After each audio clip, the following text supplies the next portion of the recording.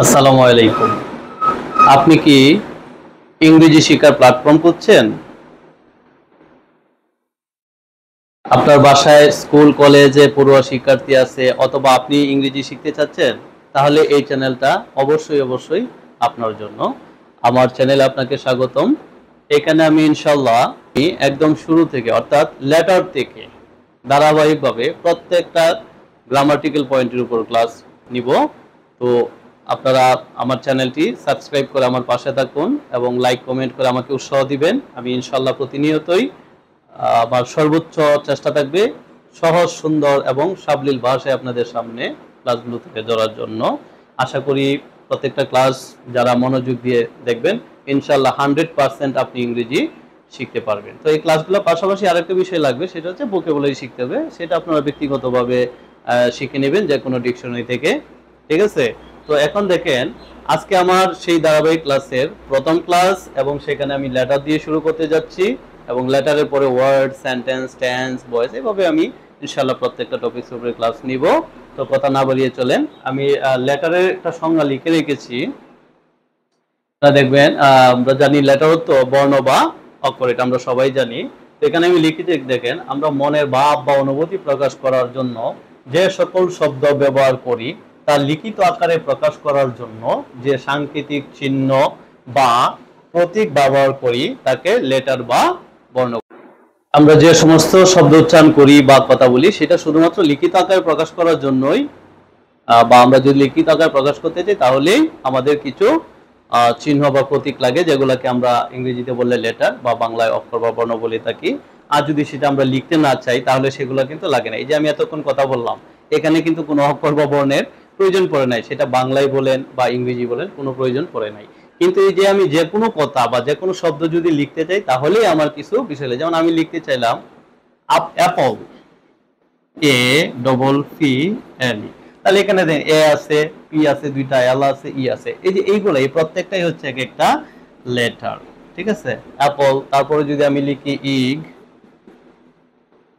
এই যে ই, জি, জি, দুইটা জি আছে, ই আছে, এটাই হচ্ছে লেটার, ঠিক আছে?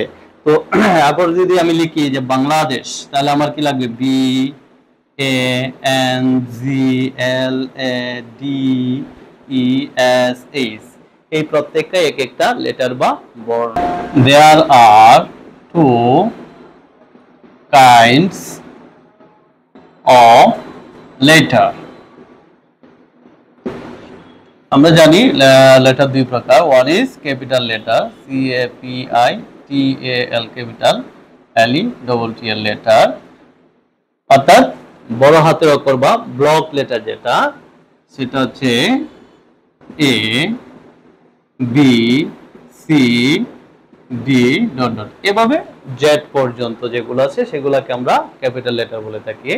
আচ্ছা, তারপরে আছে দুই নাম্বার স্মল লেটার। আমরা জানি স্মল মানে ছোট, ছোট, স্মল লেটার, অর্থাৎ যেটাকে আমরা ছোট হাতের অক্ষর বলে থাকি। আসলে বড় হাত বা ছোট হাত বলে এখানে কিছু নাই, জাস্ট লেখার যে আকৃতিগুলো আছে বর্ণের, সেই আকৃতিগুলোর উপর ভিত্তি করে কিন্তু আমরা বড় হাতের অক্ষর বা ছোট হাতের অক্ষর কথাটা বলে থাকি। আসলে লেটারগুলো কিন্তু একই, জাস্ট শুধু তাদের আকৃতিতে কিছু পরিবর্তন আছে। যেমন দেখেন, এটা আমাদের এখানে হয়ে গেছে এরকম, বিটা হয়ে গেলে এরকম, সিটা অবশ্য দেখতে একই রকম হইলেও লেখার ভিত্তিতে একটু বড় ছোট হয় আকৃতিতে, যদিও দেখতে একই রকম। তারপর ডিটা এরকম, এভাবে ডট ডট জেড পর্যন্ত যেগুলো আছে এগুলোকে আমরা ছোট হাতের অক্ষর বলে থাকি। তো আসলে বড় হাতের বা ছোট হাতের বিশেষ বলে এটার জন্য আলাদা কিছু নাই, জাস্ট শুধু এই যে আকৃতির কারণে, ঠিক আছে? দেখেন এইটাও এ, এটাও এ, এটাও বি, এটাও বি, এটাও ডি, এটাও ডি, কিন্তু আকৃতিতে কিছু পরিবর্তন বা পার্থক্য আছে, যার জন্য আমরা এগুলোকে বড় হাতের অক্ষর বা ছোট হাতের অক্ষর, যেটাকে ইংরেজিতে ক্যাপিটাল লেটার বা স্মল লেটার বলে থাকি। তো আমি আগেই বলেছিলাম যে ইংরেজির জন্য গ্রামারের পাশাপাশি ভোকাবুলারি দরকার। তো এখানে আমরা মাঝখানে কিছু ভোকাবুলারি শিখব। লেটার অর্থ, আমরা ক্যাপিটাল অর্থ আমরা জানি বড় বা বৃহৎ। এছাড়াও এই ক্যাপিটালের আরো দুইটা অর্থ আছে, রাজধানী হয়। যেমন বললাম Dhaka is the capital of Bangladesh, তার মানে কি তখন ক্যাপিটাল দ্বারা বোঝাচ্ছে রাজধানী বোঝাচ্ছে, ঠিক আছে? আচ্ছা, এছাড়াও এই ক্যাপিটাল অর্থ হয় পুঁজি বা মূলধন। তো সাথে থাকুন, পরবর্তীতে আরো ক্লাস নিয়ে আপনাদের সামনে হাজির হব। সেই পর্যন্ত সবাই ভালো থাকুন, সুস্থ থাকুন। ভিডিও শেষ করার পূর্বে আবার বলতেছি, যারা এখনো আমার চ্যানেলটি সাবস্ক্রাইব করেন নাই অনুগ্রহপূর্বক সাবস্ক্রাইব করে পাশে থাকুন। আসসালামু আলাইকুম ওয়া রাহমাতুল্লাহ।